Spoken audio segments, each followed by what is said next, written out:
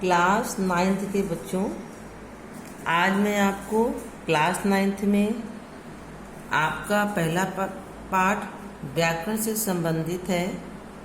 माहेश्वर सूत्र एवं वर्णों का उच्चारण स्थान, इसके अंतर्गत व्याकरण के संबंधी कुछ आपको बताऊंगी। माहेश्वर सूत्र क्या है? संस्कृत व्याकरण को माहेश्वर शास्त्र कहा जाता है। जो हमारी संस्कृत है, संस्कृत की जो व्याकरण होता है उसको माहेश्वर शास्त्र कहा जाता है। माहेश्वर का अर्थ है शिव जी। पाणिनि की उपासना से प्रसन्न होकर शिव जी ने 14 बार अपना डमरू बजाया। उससे जो ध्वनि निकली अर्थात उससे जो आवाज़ निकली वह 14 सूत्रों के रूप में है। उसी को 14 माहेश्वर सूत्र जो हैं कहते हैं, जो कि निम्नलिखित हैं।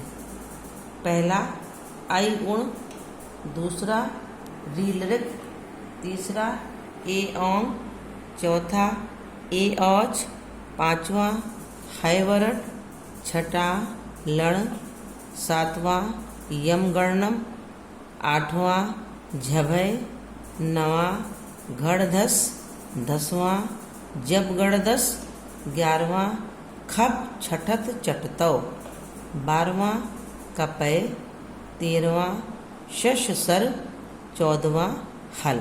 ये हैं पाणिनि के 14 सूत्र। इसको इस प्रकार से भी देख सकती हैं। इसमें से 9 जो हैं वो स्वर होते हैं। अ, ई, उ, री, लृ, ए, ओ, ऐ, ओ। ये 9 जो हैं ये वर्ण जो हैं वो स्वर हैं, वर्ण अर्थात अक्षर, और शेष 33 व्यंजन हैं। अब देखिए आते हैं वर्ण एवं प्रत्याहार। इसको आप लोगों को याद करना है। 14 जो पाणिनि के सूत्र हैं माहेश्वर के, वो याद करने हैं कापी में लिख के। उसके बाद देखिए वर्ण एवं प्रत्याहार। वर्ण अर्थात अक्षर, इसके विषय विचार करते हैं। वर्ण का अर्थ क्या है पहले देखिए। वर्ण का अर्थ है अक्षर अथवा ध्वनि। मुख से निकली हुई उस छोटी से छोटी ध्वनि अर्थात आवाज़ को वर्ण कहते हैं, अर्थात अक्षर कहते हैं, जिसका विभाग ना हो सके, अर्थात जिसको बांटा ना जा सके, जिसका विभाजन ना हो सके। जैसे आ, ई, उ, क, च, ट, ता इत्यादि जितने भी छोटे अक्षर होते हैं वो स्वर कहलाते हैं। ये हो गया वर्ण अर्थात अक्षर, छोटे अक्षर। संस्कृत में स्वर और व्यंजन 2 प्रकार के वर्ण होते हैं। फिर से देखिए, संस्कृत में स्वर और व्यंजन 2 प्रकार के वर्ण या अक्षर होते हैं। पहला स्वर। स्वर अर्थात अच, संधि में इसको अच कहते हैं। जिन वर्णों के उच्चारण करने में अन्य वर्ण अर्थात अक्षर की सहायता न ली जाए उन्हें स्वर कहते हैं। जिस अक्षर को बोलने में किसी भी अक्षर की सहायता न ली जाए उन्हें स्वर कहते हैं। स्वर 3 प्रकार के होते हैं। ह्रस्व माने छोटा, दीर्घ माने बड़ा, अपलत प्लुत जिनमें 3 मात्राओं को लगा के बनता है वो प्लुत कहलाते हैं। अब इसका ये भी देख लीजिए, ह्रस्व स्वर किसे कहते हैं? जिस स्वर के उच्चारण में अर्थात बोलने में 1 मात्रा का समय लगे उसे ह्रस्व कहते हैं। ये 5 होते हैं अक्षर। कौन कौन से? अ, ई, उ, री और ऋ। ये ह्रस्व स्वर हैं। ये 5 होते हैं। ये 5 इसके अक्षर हैं। आ, ई, उ, री और ऋ। दूसरा स्वर जो होता है वो दीर्घ स्वर होता है। दीर्घ स्वर किसे कहते हैं? जिस स्वर के उच्चारण में 2 मात्रा का समय लगे उसे दीर्घ स्वर कहते हैं। तो आपने देखा ह्रस्व माने छोटा, जिस स्वर के उच्चारण में एक मात्रा का समय लगे उसे ह्रस्व स्वर कहते हैं, ये 5 होते हैं। और दीर्घ स्वर, जिस स्वर के उच्चारण में 2 मात्रा का समय लगे उसे दीर्घ कहते हैं स्वर, ये 8 होते हैं। बड़ा, बड़ी, बड़ऊ, री, ए, ओ और औ, ये 8 दीर्घ स्वर हुए। अब तीसरा देखिए, प्लुत स्वर। प्लुत स्वर किसे कहते हैं? जिस स्वर के उच्चारण में 3 मात्रा का समय लगे उसे प्लुत स्वर कहते हैं। प्लुत स्वर के बाद 3 का अंक बना होता है।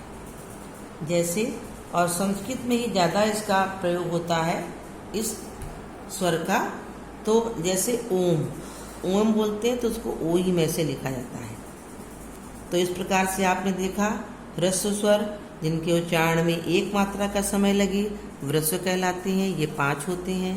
दीर्घ स्वर, जिस स्वर के उच्चारण में 2 मात्रा का समय लगे उसे दीर्घ स्वर कहते हैं, ये 8 होते हैं। और तीसरा है प्लुत स्वर, जिस स्वर के उच्चारण में 3 मात्रा का समय लगे उसे प्लुत स्वर कहते हैं। प्लुत स्वर के बाद 3 का अंक बना होता है, जैसे ओम। इसके लिए आप ये श्लोक भी याद कर सकती हैं, इससे आपको इसका ये याद रहेगा। जैसे एक मात्रो भवेत् ह्रस्वो, द्विमात्रो दीर्घ उच्यते, त्रिमात्रस्तु प्लुतो ज्ञेयो, व्यंजनम च अर्धमात्रिकम। जहाँ पर 1 मात्रा होती है वो ह्रस्व स्वर कहलाते हैं, जहाँ 2 मात्राएं लगेंगी वो दीर्घ स्वर उच्चारण होता है। 3 मात्राओं के प्रयोग के लिए प्लुत, जिनको 3 हिंदी में लिखते हैं, इसका ज्ञान होता है। और व्यंजनम चार्ध मात्रिकम, और जो व्यंजन होते हैं ये 4 प्रकार के माने गए हैं। अब ये स्वर हो गया आपका ह्रस्व, दीर्घ और प्लुत। अब व्यंजन में आते हैं। व्यंजन हल संधि भी कहते हैं इसको, जिन वर्णों के उच्चारण में स्वर की सहायता लेनी पड़े उसे व्यंजन कहते हैं। स्वर शब्दों के उच्चारण में किसी की सहायता नहीं लेनी पड़ती, सिर्फ मात्रा का ध्यान रखना होता है। लेकिन व्यंजन में के उच्चारण में, वर्णों के उच्चारण में स्वर की सहायता, जितने भी स्वर शब्द होते हैं, जैसे मैंने आपको बताया था, स्वर 9 होते हैं और व्यंजन 33 होते हैं। तो वही कह रहा है, जिन वर्णों के उच्चारण में स्वर शब्दों की सहायता, स्वर वर्ण की सहायता लेनी पड़े उसे व्यंजन कहते हैं। व्यंजन 4 प्रकार के माने गए हैं संस्कृत में: स्पर्श व्यंजन, ऊष्म व्यंजन, अंतःस्था व्यंजन और संयुक्त व्यंजन। अब हम लोग आते हैं व्यंजन में पहला स्पर्श व्यंजन पर। जो स्पर्श व्यंजन है वे होते हैं जिन वर्णों के उच्चारण में मुख के विभिन्न भागों का स्पर्श होता है।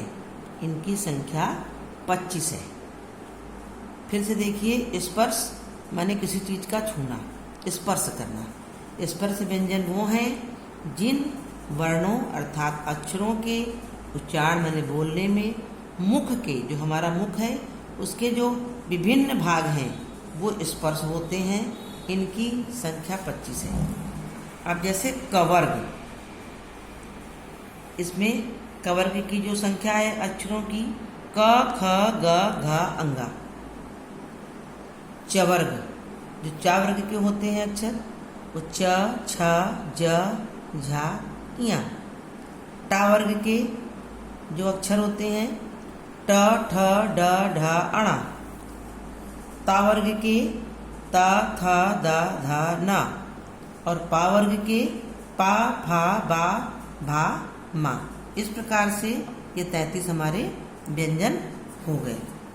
ये है स्पर्श व्यंजन। अब हम आगे आते हैं ऊष्म व्यंजन। ऊष्म व्यंजन क्या है? ऊष्म व्यंजन वे हैं जिन वर्णों के उच्चारण में वायु की रगड़ से ऊष्मा उत्पन्न होती है। वायु अर्थात जो हवा निकलती है, हवा की रगड़ से जो ऊष्मा निकलती है, जो शक्ति निकलती है, इनकी संख्या 4 है। श, स, सा और हा। ये ऊष्म व्यंजन के जो वर्ण हैं श, श, स और हा। अब आता है तीसरा जो व्यंजन के अंतर्गत है वो अंतःस्था व्यंजन। अंतःस्था क्या है? इनकी संख्या भी 4 है, य, र, ल और व। अब चौथा व्यंजन जो है वो संयुक्त व्यंजन है। 2 व्यंजनों के योग से, संयुक्त माने मिलना, 2 व्यंजनों के योग से बनने वाले वर्ण अर्थात अक्षर संयुक्त व्यंजन कहलाते हैं। जिन अक्षरों को बोलने में 2 व्यंजनों की सहायता लेनी पड़े, 2 व्यंजन के वर्ण की सहायता लेनी पड़े, वो संयुक्त व्यंजन कहलाते हैं। ये 3 होते हैं, जैसे क और शा, खटकोण वाला शा है ये, का और प्लस शा मिलकर के छा बन गया। इसमें देखिए व्यंजन, ये भी आपका वर्ण व्यंजन है, ये भी व्यंजन है और इसको प्लस करके इसको मिलाने से छा बना। उसके बाद देखिए ता प्लस रा, इन दोनों को अक्षरों के मिलने से जो अक्षर बना वो त्रा बना। ता और रा बन के त्रा बन गया। उसी प्रकार से ज और ञ मिल करके जब दोनों को जोड़ा तो ज्ञा बना। ये संयुक्त व्यंजन कहलाया। अब नीचे आते हैं, अनुस्वार क्या होता है? अनुस्वार का चिन्ह देखिए, ये ऊपर जो बूंदी लगी हुई है इसको अनुस्वार कहते हैं। वर्ण के ऊपर अर्थात अक्षर के ऊपर लगे बिंदु को अनुस्वार कहते हैं। देखिए इसका उदाहरण भी देखिए, जैसे का लिखा हुआ है, का के ऊपर जो ये बूंदी लगी है इसको अनुस्वार कहते हैं। तो और इसको बोलेंगे फिर माँ, इसका उच्चारण जो होता है वो माँ बोला जाता है। जैसे ये का है तो इसको बोलेंगे कम। ना के ऊपर बूंदी लगी है, अनुस्वार ये है, इसको अनुस्वार बोलेंगे जो बिंदु है, तो इसको बोलेंगे नम। ये शा बना है, शा के ऊपर जो बिंदु लगा है अनुस्वार का, इसको बोलेंगे शम आदि। इस प्रकार से जितने भी आप अक्षर लिख करके उसके ऊपर बिंदु लगाएंगी अनुस्वार का, उसमें उसको माँ का उच्चारण करेंगी आप। फिर आता है विसर्ग। विसर्ग का देखिए चिन्ह देखिए, विसर्ग में क्या है? वर्ण की अंतिम ध्वनि हा, ये जो विसर्ग, ये जो बूंदी लगी है दोनों, इसको हा बोलते हैं और इसका उच्चारण विसर्ग होता है। वर्ण की अंतिम ध्वनि हा को प्रकट करने के लिए विसर्ग, जो ब्रैकेट में बना हुआ है, का प्रयोग होता है। और जब कोई भी अक्षर लिखते हैं, जैसे मान लीजिए हमने लिखा यहाँ पर सा और हमने इसमें ये विसर्ग लगा दिया, तो इसका उच्चारण करेंगे सह, इसका उच्चारण करेंगे सह। जो भी हम अक्षर लिखेंगे उसमें जब इसका विसर्ग लगाएंगे तो सह, मह, नह, कोई भी आप, जैसे मान लीजिए या लिखा हुआ है, अगर या के बगल में विसर्ग लगाए यह, रह, लह, वाह, इस प्रकार से विसर्ग लगाने में इसका उच्चारण इस प्रकार से होगा, इसको हा का उच्चारण बोला जाता है। अब अनुनासिक क्या है, जिसको हिंदी में चंद्रबिंदी भी कहते हैं। का वर्ग से पा वर्ग तक सभी वर्गों के अंतिम वर्ण को अनुनासिक कहते हैं, क्योंकि इनका उच्चारण करने के लिए श्वास को अंशतः नासिका से बाहर निकालना पड़ता है।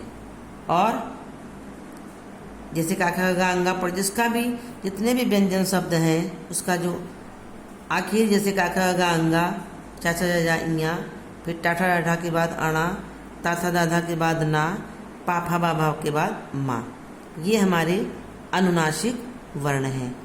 अंगा, ञा, ण, ना और माँ, ये हमारे अनुनासिक शब्द हैं। इसको फिर से एक बार हम लोग देखेंगे व्यंजन वाला।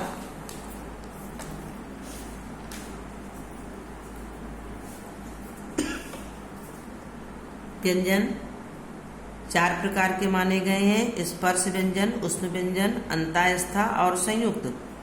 स्पर्श व्यंजन वे हैं जिन वर्णों के उच्चारण में मुख के विभिन्न भागों का स्पर्श होता है। इनकी संख्या 25 है। का वर्ग में ये 5 वर्ण आ गए। चा वर्ग में भी चा से लेकर के चा, छा, जा, जा यहाँ 5 वर्ण आ गए।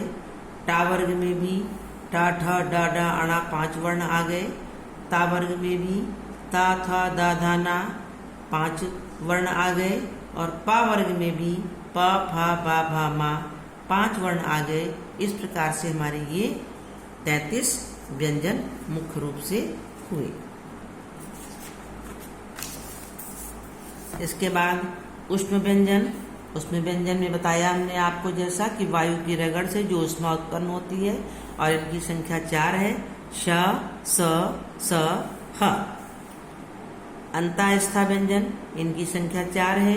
य, र, ला और वा। अब संयुक्त व्यंजन। संयुक्त माने होता है जहाँ ज्यादा चीजें मिला दी जाएं।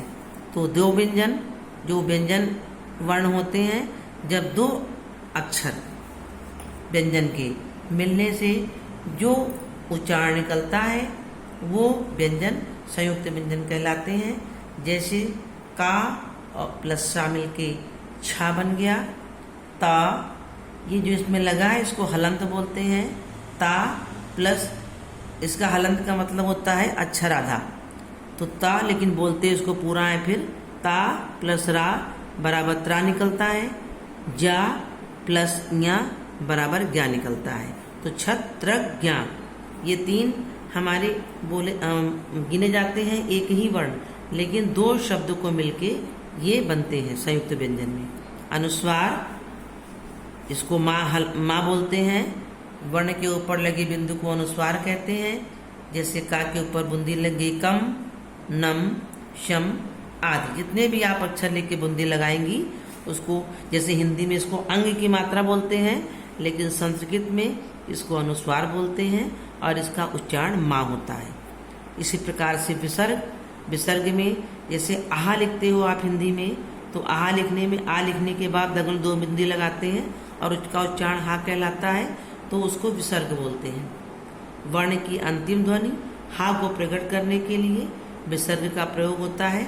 जैसे आपने लिखा सा और 2 बूंदी लग गई तो सह। उसी प्रकार से कोई भी हम अक्षर लिखेंगे और अक्षर लिखने के बाद उसमें संस्कृत में और इसको लगाएंगे तो ये विसर्ग का उच्चारण विसर्ग होगा और इसका उच्चारण हा होगा। अब अनुनासिक। का वर्ग से पा वर्ग तक सभी वर्गों के अंतिम वर्ण को अनुनासिक कहते हैं, क्योंकि इनका उच्चारण करने के लिए श्वास को अंशतः नासिका से बाहर निकालना पड़ता है। और ये वर्ण हैं अर्थात ये अक्षर हैं अंगा, ञ, ड़, ना और मा। ये स्वर और व्यंजन मैंने आज आपको समझाया और वर्णों का जो उच्चारण स्थान है इसको मैं इसके बाद आप लोगों को समझाऊंगी, प्रत्याहार बताऊंगी। और कापी में भी आप लोगों को इस प्रकार से लिखना होगा। इसकी मैं फोटोकॉपी करके आप लोगों को व्हाट्सएप कर दूंगी। ये देखिए, व्याकरण में वर्ण एवं प्रत्याहार आपका ये पहला लेसन है। संस्कृत व्याकरण में वर्ण विचार। वर्ण का अर्थ है अक्षर अथवा ध्वनि। मुख से निकली हुई उस छोटी से छोटी ध्वनि को वर्ण कहते हैं जिसका विभाजन ना हो सके, जैसे आ, ई, उ, क, च, ट, त, आ। ये हो गया। संस्कृत में स्वर और व्यंजन 2 प्रकार के होते हैं। स्वर में 3 होते हैं, ह्रस्व स्वर, दीर्घ स्वर और प्लुत स्वर। ये मैंने इसका डिटेल लिखा है, इसकी फोटोकॉपी मैं आपको भेजूंगी। दीर्घ स्वर, इसका डिटेल 8 होते हैं, ये इनके वर्ण हैं। प्लुत स्वर, ये इसका मेन उच्चारण 3 है। प्लुत स्वर के बाद 3 का अंक बना होता है, जैसे ओइम। इसको लिखना है कॉपी में। फिर व्यंजन, जिसको हल संधि बोलते हैं। जिन वर्णों के उच्चारण में स्वर की सहायता लेनी पड़े उसे व्यंजन कहते हैं। ये 4 माने गए हैं, स्पर्श व्यंजन, उष्ण व्यंजन, अंतःस्थ और संयुक्त। इसको आप लोग अपनी कॉपी में लिखेंगी। स्पर्श व्यंजन को ये क वर्ग, च वर्ग, ट वर्ग, ता वर्ग और प वर्ग, इसको कॉपी में लिखिएगा। इसके पश्चात फिर ऊष्म व्यंजन, इनकी संख्या 4 है, श, ख, स और ह। फिर अंतास्थ, इनकी संख्या भी 4 है, य, र, ला और वा। संयुक्त व्यंजन, इनकी संख्या 3 है, छत्रज्ञ। अनुस्वार, इसको लिखेंगी। फिर विसर्ग, इसको इस प्रकार से विसर्ग ये है का प्रयोग होता है, इसको लिखेंगी। अनुनासिक, ञ, अणा, ना और मा, ये वर्ण हो गए। व्याकरण की कॉपी एक अलग से बनाएंगे बच्चों आप। इसके पहले हमने आपको गद्यांश के पाठ का कार्य कराया था, पद्य में पद्यांश का एक पाठ का कार्य कराया था श्लोक का, और नाटक कौमुदी में से पहला पाठ कराया था, जिसकी कॉपी आप लोग बना के हमको दिखाया भी था। अब व्याकरण की कॉपी बना करके उसमें इस कार्य को करके हमको आप लोग भेजेंगी, और इसको याद भी करना होगा, और इसके आगे का व्याकरण मैं आपको इसके बाद समझाऊंगी और लिखाऊंगी भी। धन्यवाद।